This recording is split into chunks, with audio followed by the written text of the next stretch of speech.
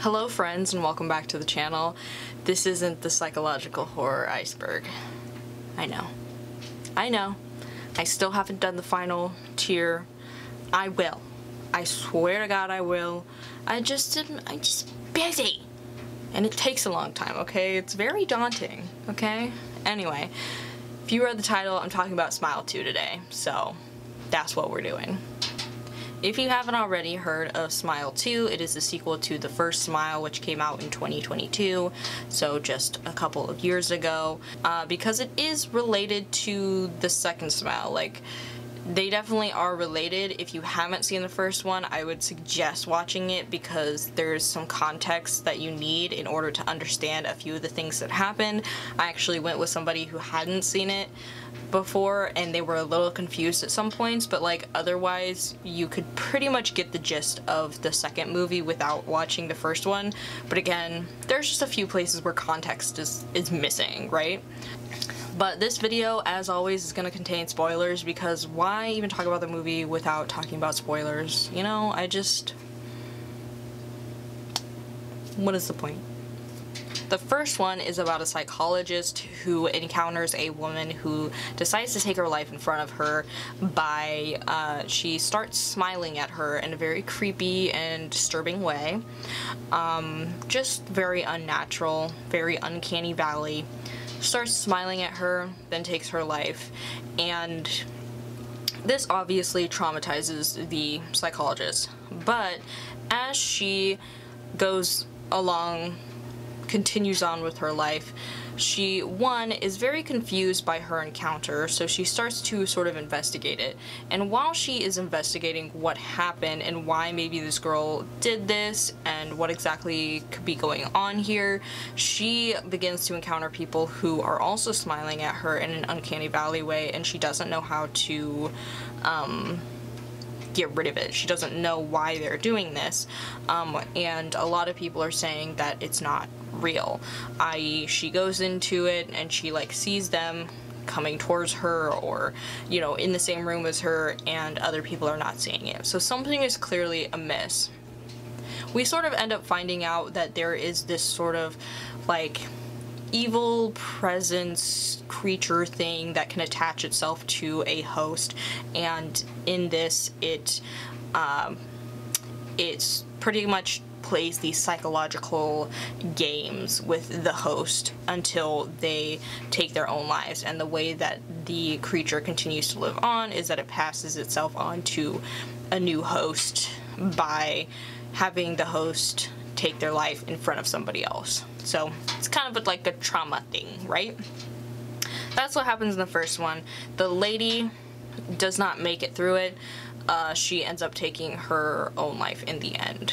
Smile 2 picks up right where we left off at the end of the first movie, where the police officer slash ex-boyfriend of the main character of the first one, he saw what happened and he is now traumatized, and he sort of knows what's going on with her. Like, he was somebody that she confided in the first film, and so he sort of knows what's going on, and he attempts to pass it on to somebody that he would like to get revenge on, right? He still ends up passing away in some capacity, so he's really the only person who like knows what's going on, who ends up passing it on to a bunch of, you know, potential people who don't know what's going on. So that's sort of how the movie starts out. Then we sort of cut to a pop star, and we start to learn more about her life. There's an interview with her sort of talking about how she struggled with her mental health and she's had issues with drugs and alcohol, and now she's getting better. She's, you know, trying to get back on track with her career and singing and things like that. So we get, you know, this understanding that we're going to be following her in this story. And so, of course, as the audience, we have to wonder, how does she get this passed on to her, etc. First spoiler, she gets it from a drug dealer. So we pretty much know that it's going to happen. Like, as the audience, we know that it's going to happen as it's happening. We just don't know how or when, but it's pretty clear that the dealer that she is seeing or intends to see is the person who currently has it. And it gets passed on to her in like a terrifying and just traumatizing type of way. Either way, it passes on to her, she starts seeing weird stuff, and weird stuff starts happening.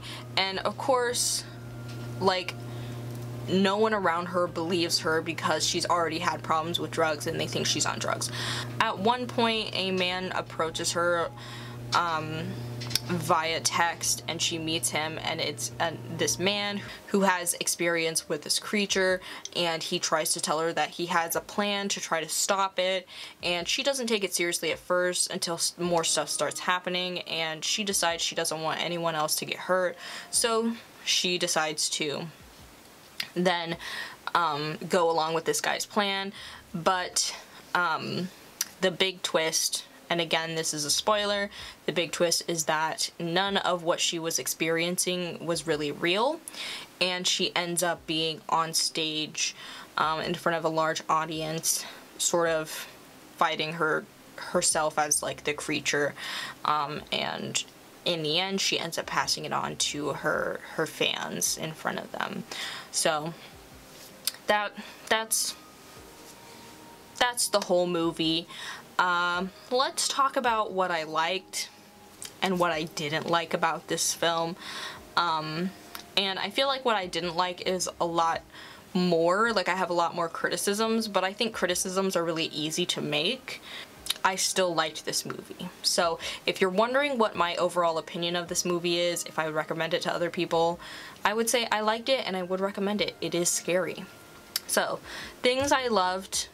The acting was great. Acting was on par. Every scene with the smiling person was absolutely terrifying. Just terrifying.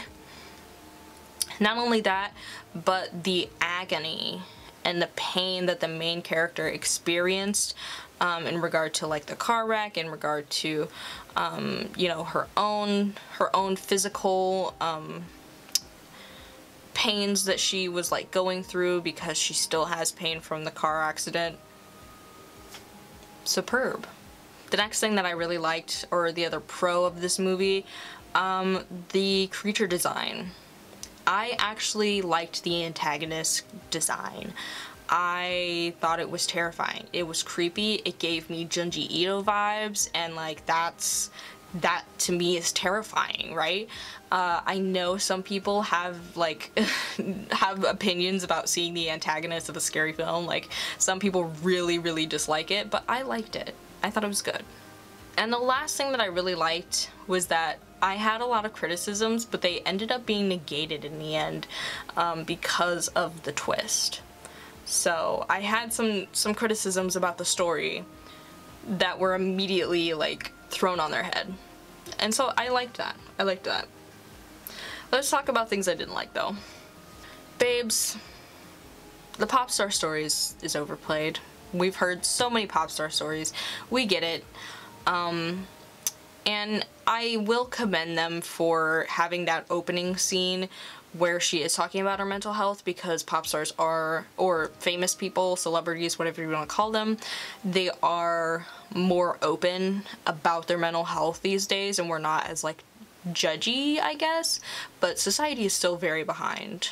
So at the same time, I'm not interested in hearing about the plight of pop stars, weirdly. The next thing that was kind of unfortunate, and it's not necessarily a criticism, but it kind of sucks in regard to the story, is that the legitimacy of the main character was not there in this one. There was no legitimacy to the main character, whereas in the first one, it really frustrated me that no one believed the woman in the first one, because she has legitimacy as a psychologist that you would think someone who probably doesn't believe in like supernatural weird stuff and works with people with mental health issues, that you would believe them when they start saying I'm seeing weird stuff. But someone who is known to do drugs, they don't have as much legitimacy in this kind of story, and so I don't know, I kind of like long for those stories where it's like this person should definitely be believed, but they're not. I don't know, I just wanted more tension there, that like maybe people did believe her even though she's not legitimate in regard to like what she's saying. Yeah, I think that this story had some really good original concepts, but I didn't feel like this story was original, which is like weird, but like some of the things that happen definitely are like on my list of like, that's one of the scariest things I've seen. You know, like that gives me the creeps. I'm still thinking about it. Like the scene where she's trying to run from the people in her apartment, and every time she looks away they get closer. I've had that dream. That's terrifying. That concept is so good and so original, right? But the story of a pop star, I don't know. It just... So like, that one's kind of like a... They cancel each other out. And it sort of leads into my like last thing that I didn't really like about it, was just that there's like a finite ending to the ending. It's very much so, there's not really anywhere the story can go after this, so they can't make a third one. And I don't know why, but I just feel like it would be great as a trilogy, you know, to have the second one be something, and then the third one be like this weird aftermath or something. I don't know, I just thought it would be interesting. But they kind of closed off the ending, I feel like, in a weird way. And so it was kind of disappointing that this didn't really add to the story, and I say that because it didn't add to the lore of the creature. Like, I want to know more of the lore. I want to see how far back this goes. I want to see like the origins of it, you know? I want us to investigate that. Like, I don't know, I want a little bit more from it, but really it just was the same thing happened to this girl. Like, she got the thing, and then somebody tried to help her, but it was already too late. So we didn't really get any more lore, even from sort of the backstory that the guy was trying to give of like, my brother, it got my brother, da da da. Like, I don't know, give me just a little bit more. Just a little bit, you know? But those were just my, like, my main points of, like, I really liked this movie. I really liked what they were doing. I thought the acting was great. I thought the antagonist design was great. I thought there were so many, like, good original scares in there. But at the same time, there were a lot of jump scares that were like, okay, we're getting jump scared again. Okay, we're seeing another pop star is struggling story again, like, and obviously there's some originality to it because the pop star is struggling because of like the creature thing, but at the same time it's like, no, like, it seems just like so routine. And I specifically think of that when she goes in front of the audience at the charity event, and I'm like, that was just so predictable. And it was just unfortunate. Also, I had a great laugh when that old lady fell down. I'm sorry, that was so funny. Something about, like, just her smacking that old lady. That was funny. But yeah, those were just my thoughts on the film after seeing it, since I've had a couple of days to sort of think about specific things that I liked and disliked about it. But overall, again, I think this was a good movie. It had some good scares in it. As many jump scares as there were that were kind of unnecessary, it also had some really good, just original type of scares. Things that made like the hair on the back of my neck stand up, you know, rather than just my heart pounding, you know, like from a jump scare. So anyway, that's all I have for this video. Let me know what you guys think of the movie down below, or if you've seen the movie yet, or just, you know, other thoughts, or maybe other movies you'd like to hear me talk about, because if I've seen it, I probably have some kind of opinion on it. But yeah, I do have more things in the work, I promise. I do have more things in the works, I promise. It's just taking me a while. I get a lot in my head. I'm someone who's like very I'm a perfectionist in that kind of way, that I want things to be a certain way, and if they're not, I won't do it. So yeah, sorry that I've been gone for a while, sorry that I continue to make videos, put them out, and then leave these long periods of time in between, but I swear to God, I'm working on stuff. And it's not for lack of ideas, it's not for lack of content, it's just that it's actually getting around to doing them. So yeah, I apologize in that regard. So anyway, I will see you guys in the next one.